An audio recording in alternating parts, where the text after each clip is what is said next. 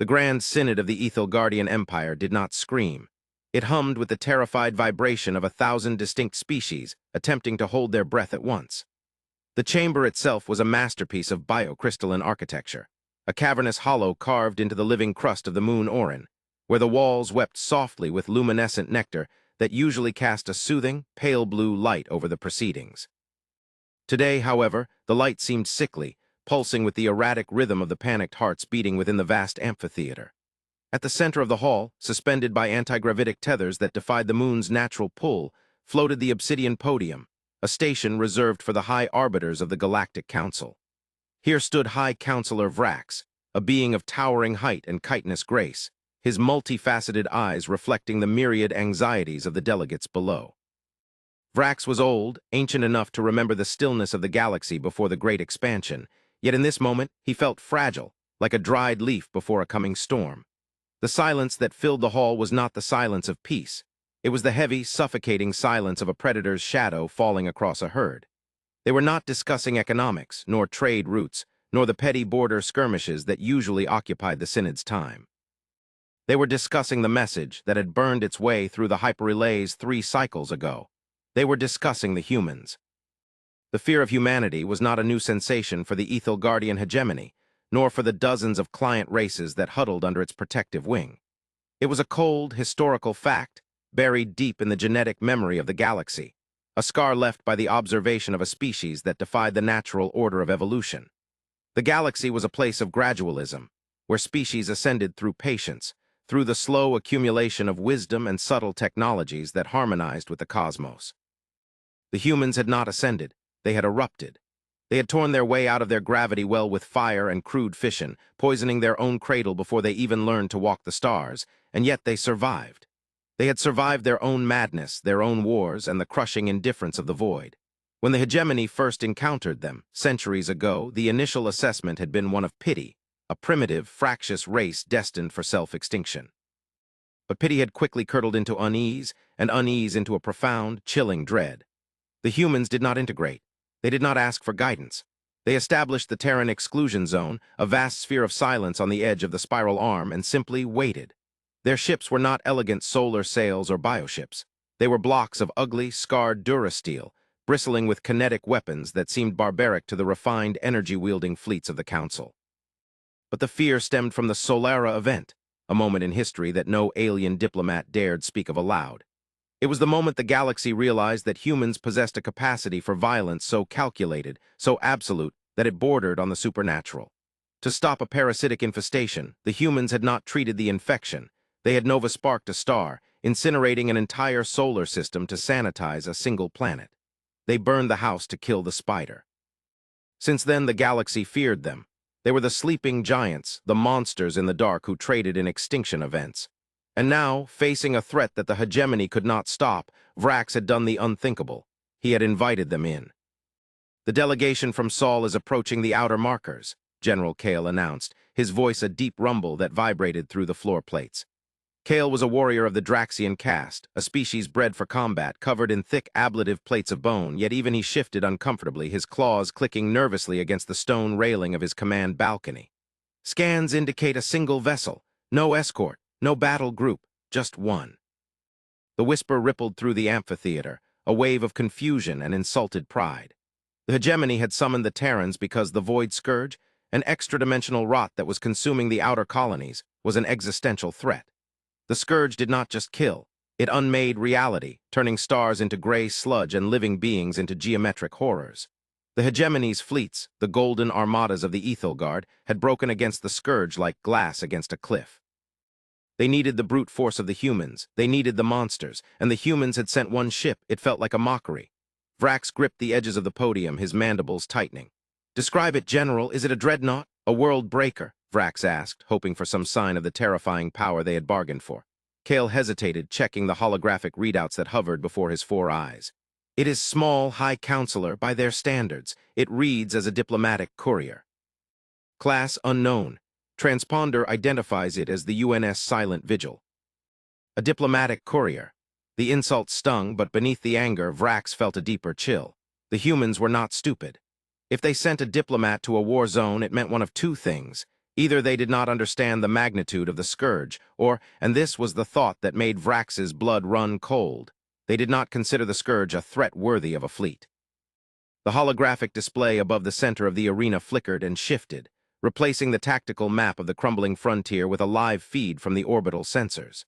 The human ship materialized on the screen, dropping out of subspace not with the smooth, musical shimmer of Ethel Guardian drives, but with a violent tear, a thunderclap of distorted spacetime that sent shockwaves through the local gravity well.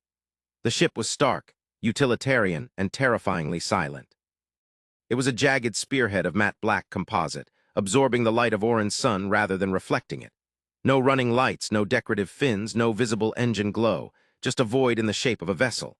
It moved with a predatory stillness, sliding into high orbit with a precision that made the automated defense platforms of the hegemony lock on in panic before their operators could override them.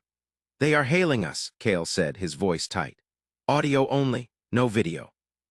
"Put it through," Vrax commanded, straightening his posture, trying to project the authority of 10,000 years of civilization. The static hissed for a second, a sound like dry leaves crumbling before a voice cut through the air of the chamber. It was a human voice, female, calm, devoid of the guttural aggression Vrax had expected. It sounded tired. "This is Ambassador Alina Corves of the Terran Union. We received your distress call regarding the entity you call the Scourge. Requesting permission to land. We have brought the requested aid." The phrasing was odd, the requested aid, not reinforcements, not weapons, but aid. Vrax exchanged a look with the High Priestess of the Valeri who sat to his right, her bioluminescence dimming in confusion. "Permission granted, Ambassador," Vrax replied, his translator synthesizing the galactic common tongue. "But be warned, the Scourge has already breached the subsector. Our time is limited. We expected more of you." There was a pause on the line, a silence that felt heavy and thick. "Quality over quantity, High Counselor," the voice replied, smooth and unyielding. "We understand the nature of the threat better than you might imagine. Prepare your landing coordinates. We are coming down." The descent of the human dropship was a display of violent efficiency. It did not glide. It fell, correcting its trajectory with short, brutal bursts of thrusters that sounded like cannon fire. It landed in the center of the Grand Plaza outside the Synod chamber, the heat from its engines scorching the ancient, sacred mosaics of the Ethel Guardian history. When the ramp lowered, steam hissing into the cool night air of Orin, the thousands of gathered alien delegates stretched their necks, expecting to see giants, expecting to see power armor and heavy weapons, the monsters of the Solera event. Instead, out walked a small group of figures. There were 5 of them. 4 were clad in sealed, nondescript environmental suits of dark gray, their faces hidden behind opaque gold visors. They carried no visible weapons, only large, rectangular cases slung over their shoulders. Leading them was a woman, unmasked, breathing the unfiltered air of the moon. She was small by Ethel Guardian standards, soft-skinned with hair the color of spun silver and eyes that looked older than her physical form suggested. She wore a simple uniform of deep navy blue, adorned only with a small, silver pin in the shape of a stylized planet. She walked with a gait that was neither aggressive nor submissive, but relentlessly steady. As she entered the Grand Synod, the murmurs died down, replaced by a confused silence. This was the terror of the galaxy, this frail biology. Ambassador Corv stood before the obsidian podium, looking up at Vrax and the Council. She did not bow, she simply nodded, a gesture of equals. "High Counselor," she began, her voice amplified by a small device on her collar. "We are here to honor the Treaty of Mutual Survival. You requested the Terran Union's intervention." Vrax looked down at her, his disappointment warring with his desperation. "Ambassador," he boomed, "the Scourge is not a diplomatic dispute. It is a wave of entropy. It consumes fleets. It devours stars. We asked for your warriors. We asked for the fires of Saul, and you bring us 4 guards and a briefcase." The crowd rumbled with agreement, the sound of chittering mandibles and shifting scales filling the air. "We are losing a system every rotation," shouted a delegate from the aquatic Krell Dominion. "We need the world burners. We need the monsters." Corvs looked around the room, her expression unreadable. She waited for the noise to subside, her patience like a stone in a river. When she spoke again, her voice was softer, but it carried a weight that silenced the room instantly. "You misunderstood the Solera event," she said. "You think we burned that system because we love destruction. You think we are weapons because we are good at war." She took a step forward. "We burned Solera because we failed to save it. It was a mercy killing. It was our greatest shame, not our greatest triumph. You fear us because you think we are killers, but you should fear us because of what we are willing to endure to stop the killing." She motioned to the four silent figures behind her. You wanted Earth's ultimate warriors. You wanted the line that does not break. We brought them. But pray, High Counselor, that you never have to see them work, because if they are deployed, it means your reality is already broken. Before Vrax could respond, the alarms of the Synod screamed. The sound was a piercing, dissonant wail that signaled a planetary breach. The holographic map above them turned a violent crimson. Proximity alert, General Kale roared, vaulting over the railing to his command console. Slip space rupture detected inside the atmosphere. It's the Scourge. They've bypassed the blockade. The panic that erupted in the chamber was absolute. Delegates trampled one another, flying species took to the air in chaotic spirals, and guards leveled weapons at the ceiling, shaking with terror. The Scourge had arrived. It was not a fleet, it was a phenomenon. The ceiling of the Grand Synod, a transparent dome of hyperglass, darkened as a shadow fell over the moon. Through the glass, they saw it, a tear in the sky, a jagged wound of purple and black static that leaked geometry-defying shapes. From the rift, shards of the Scourge rained down, black, oily constructs that shifted form, resembling spiders made of smoke and knives. They crashed through the dome, shattering the ancient glass, raining debris and death upon the council. Chaos reigned.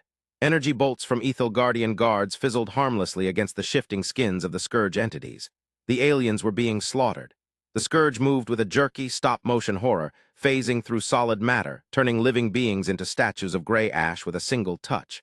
Vrax cowered behind the podium, watching his civilization crumble in seconds. He looked for the humans, expecting them to be dead, crushed under the falling debris. Instead, he saw the ambassador. She hadn't moved. She stood amidst the screaming crowd, the dust swirling around her, her eyes fixed on the rift above. She tapped her comms. "It's here," she said, her voice cutting through the din. "Condition 0, release the anchors." The four silent figures behind her moved. They did not run. They did not take cover. They stepped forward, forming a square around the ambassador. Simultaneously, they reached up and slammed their hands against the seals of their helmets. With a hiss of pressurized gas, the helmets detached and fell to the floor. Underneath, they were human, but different. Their skin was pale, etched with glowing subdermal circuitry that pulsed with a harsh, white light. Their eyes were solid orbs of quicksilver. They didn't look like soldiers. They looked like monks of some terrible technological religion. They dropped the rectangular cases they carried. The cases unfolded, expanding rapidly into heavy metallic pylons that slammed into the floor, drilling into the bedrock of the moon with a mechanical scream. "Initiate the Aegis Protocol," one of them said, his voice a distorted grinder of bass and static.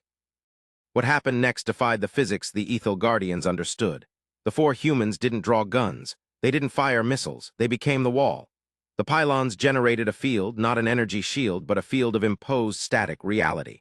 A dome of pure, unadulterated stasis erupted around them, expanding outward to cover the center of the chamber. The Scourge entities that lunged at them didn't bounce off. They ceased to exist as threats.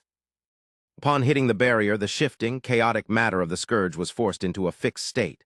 The smoke spiders froze, their quantum instability collapsed by the sheer crushing weight of the human technology. They shattered like cheap pottery.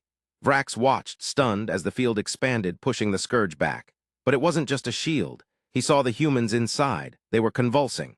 The glowing circuitry on their skin flared brighter, burning their flesh. Blood, red and human, trickled from their noses and ears. What are they doing?" Vrax stammered, crawling toward Corvus, who stood safely within the eye of the storm. "They are denying the Scourge," Corvus said, her face grim.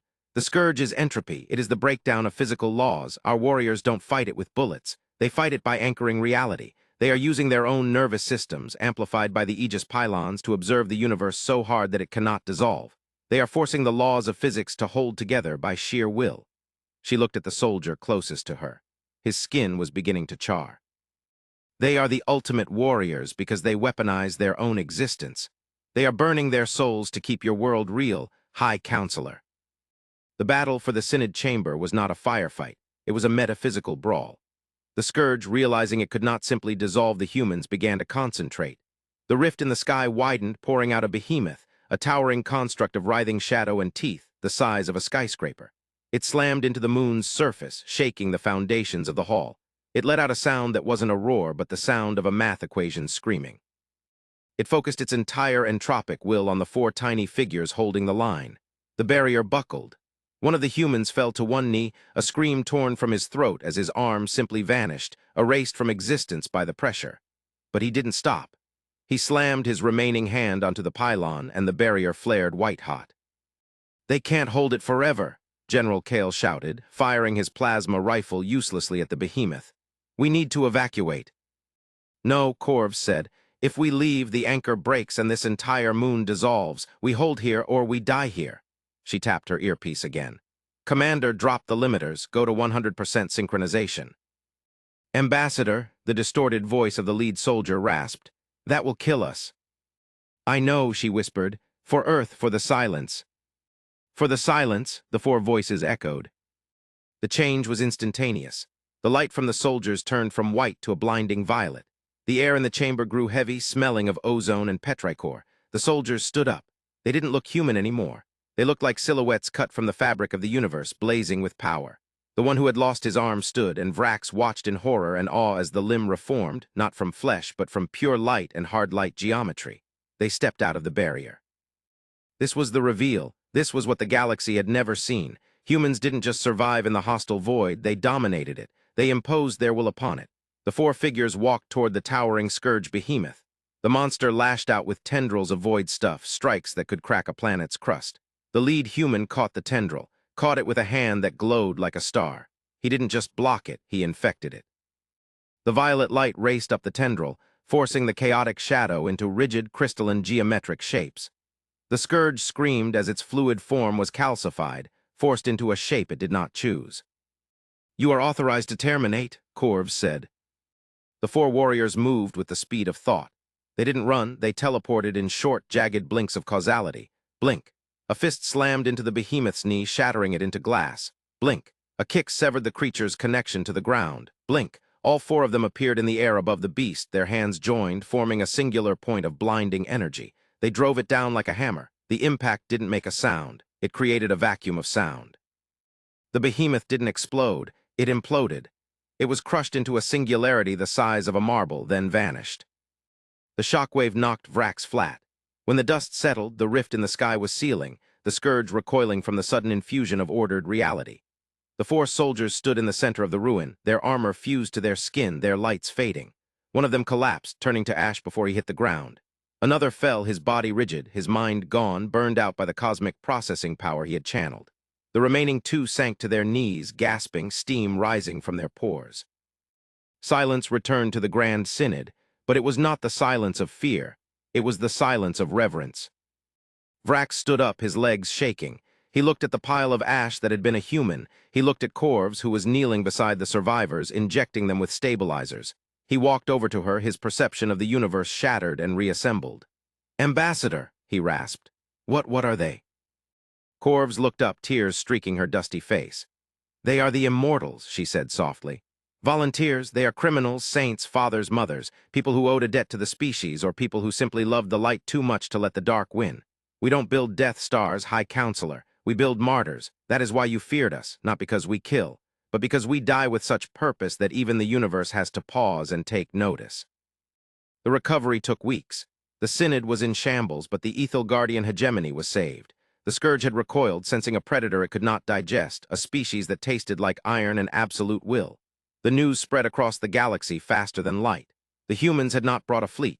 They had brought 4 men, and those 4 men had outfought a god. The perception of humanity shifted overnight. They were no longer the sleeping monsters of the exclusion zone. They were the paladins. They were the shield bearers. But the story did not end there. In the weeks following the battle, as the Ethel Guardian engineers helped repair the human dropship, Vrax sought out Ambassador Corvus for a private audience. He found her on the observation deck of the Silent Vigil, staring out at the stars. She looked exhausted, her frail form a stark contrast to the titanic violence her people could unleash. "Ambassador," Vrax said, bowing low, a gesture reserved for emperors. "The Council has voted. We wish to form a permanent alliance. We will open our borders. We will share our technology. We only ask that you teach us. Teach us how to build the Aegis." Corvus smiled, a sad, weary smile. "We cannot teach you, Vrax. It is not technology. It is biology. It is psychology. It is the result of 10,000 years of suffering. We are good at it because we have spent our entire history trying to destroy ourselves. We developed the Aegis not to fight aliens, but to keep our own world from falling apart." She turned to face him, and her expression grew serious. But there is something else you need to know. The Scourge, it wasn't an invasion. Vrax blinked. I do not understand. It destroyed 3 systems. It was running, Corv said. We analyzed the data from the immortal who died. He touched the Scourge's mind before he burned out. The Scourge is not a conqueror. It is a refugee. A cold dread settled in Vrax's stomach. Refugee? From what? Corvs pointed out the viewport toward the dark, empty void between the galaxies. From what is coming behind it. The Scourge is entropy, yes, but something is causing the entropy. Something is eating the universe from the outside in. The Scourge was just the debris pushed ahead of the bulldozer. She pressed a button on the console and a holographic map of the universe appeared. It showed the edges of the known universe darkening, blinking out star by star. We call it the Great Silence, she whispered. We have known about it for centuries. That is why we stay in our exclusion zone. That is why we build the Aegis. We aren't preparing for war with you, High Counselor. We are preparing to hold the door shut. Vrax stared at the map, his mind reeling. The petty politics, the fear of human aggression, the wars for resources, it all seemed so small now. The humans hadn't been hiding. They had been fortifying. They were the only ones who saw the storm coming. Then what do we do? Vrax asked, feeling the weight of the cosmos on his shoulders. We unite, Corv said. You have the fleets, you have the numbers, you have the resources, we have the will, we have the warriors who can stand in the fire and not burn. We can't stop it alone. But together, she looked back at the stars, a spark of defiance in her eyes. Together we might just be able to make the universe blink first. The alliance that formed that day was not one of convenience, but of necessity. The galaxy had feared humans because they were different, because they were dangerous. But as the fleets of the hegemony fell into formation alongside the blocky, ugly ships of the Terran Union, as the Ethel Guardian High Guard trained alongside the human immortals, the fear vanished. It was replaced by hope. The galaxy witnessed Earth's ultimate warriors not as conquerors, but as the final line of defense. They were the ones who would stand on the edge of the abyss, plant their feet and say, "No further." And deep in the void, as the Great Silence crept closer, it found something it had not expected. It found a galaxy that did not go quietly into the night. It found a galaxy that roared with the voice of 1,000,000,000,000 souls, led by the species that had been forged in the fires of their own destruction. The humans were ready, and now so was everyone else. The fear was gone. The war for existence had begun. The High Counselor stood on the bridge of the newly christened flagship, the Alliance, a hybrid of Ethel Guardian elegance and Terran durability. Beside him stood Ambassador Corvs. They watched as the combined armada, a sea of light stretching to infinity, prepared to jump into the dark. Vrax looked at his hands, hands that had once signed treaties to isolate humanity. Now they were hands that held a weapon forged by human design. He looked at Corvs. "Do you think we can win?" he asked. Corvs didn't look at him. She looked into the dark. "I don't know," she said. "But I know one thing about my people. We don't know how to quit. We will fight until the last star dies, and then we will fight in the dark." Vrax smiled. For the first time in his long life, he did not feel small. He felt part of something infinite. He keyed the comms. "All ships," he commanded, his voice echoing across the fleet, across the galaxy. "Follow the humans, engage." The stars stretched into lines of light. The fleet vanished into the void, charging toward the end of the world. And in the silence that followed, the galaxy held its breath, not in fear, but in anticipation of the thunder that was to come. The transition from the localized panic of the Synod to the grand theater of the galactic war was not immediate. It was a slow, grinding realization that permeated the consciousness of every sentient species. The ultimate warriors, the immortals, or Aegis walkers, as the scientific caste began to call them, became legends. But legends are distant. The reality of integrating human doctrine into the Galactic Council was a friction of cultures that sparked and burned. In the strategic planning spires of Prime, the capital world of the Federation, the friction was palpable. Fleet Admiral Zynar, an avian strategist whose species, the Coroni, had mastered naval warfare for 3,000 years, stared at the human strategic laydown with a mixture of confusion and horror. The human representative here was not a diplomat like Corvs, but a war master named General Vance. Vance was a block of a man, scarred, cybernetically augmented, smoking a chemically innocuous stick that nonetheless offended the Coroni's sensitive olfactory senses. "General," Zynar chirped, his feathers ruffled in agitation. "Your deployment plan for the Sarnis sector is suicidal. You are positioning your heavy cruisers inside the gravity well of the singularity. The tidal forces alone will tear the hulls apart before the enemy even engages. Vance didn't look up from the holodable. He traced a line with a metal finger. Standard Federation hulls would tear, yes, but our bulwark-class cruisers are built with stress distribution frames. We sit in the well. The enemy, this silence, uses gravitational distortions to travel. If we occupy the well, we deny them the beachhead. We force them to translate into normal space 3 light seconds out. But the crew, Zynar pressed. The G-force, the psychological strain of sitting on the edge of a black hole. They can handle it, Vance said dismissively. It's the 7th Fleet. They're from the Jupiter colonies. High gravity is their lullaby. Listen, Admiral, you fight to survive. You try to minimize casualties. That's noble. It's also why you're losing. Vance looked up, his eyes cold and hard. We don't fight to survive. We fight to win. If I have to turn a cruiser into a kinetic missile and ram it down the throat of an elder god, I will do it. And the crew will cheer as they die. Zynar fell silent. This was the disconnect. The Federation viewed soldiers as precious assets.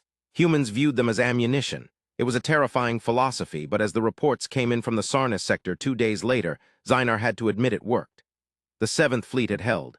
They had lost 60% of their ships, crushed by gravity or obliterated by the Silence's vanguard, but they had bought the Federation time to evacuate 3 dozen worlds. The humans traded blood for time, a currency the galaxy was running out of. As the war escalated, the nature of the ultimate warriors became clearer.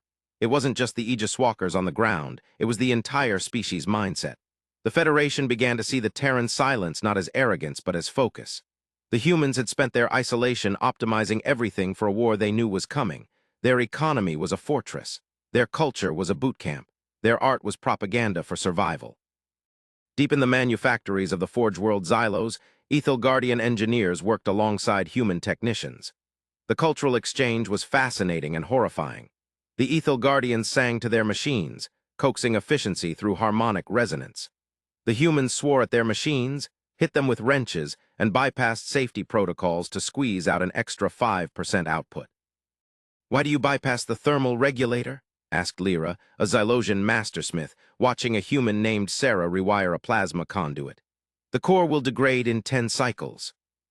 "We don't need it to last 10 cycles, Sarah grunted, wiping grease from her forehead. "We need it to fire.